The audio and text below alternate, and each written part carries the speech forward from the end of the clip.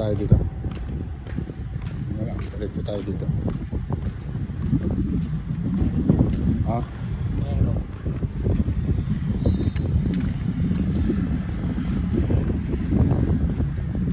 Dito tayo ngayon ulit sa San Fernando SM San Fernando City, La Union. Layo kasi ng paradaan ng mga Mercedes-Benz, oh.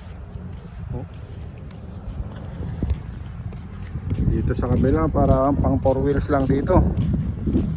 Malapit. Discrimination ang ginawa. Dito bakit dapat lahat pwede? Porque talit yung sasakyan mo, kung ka lang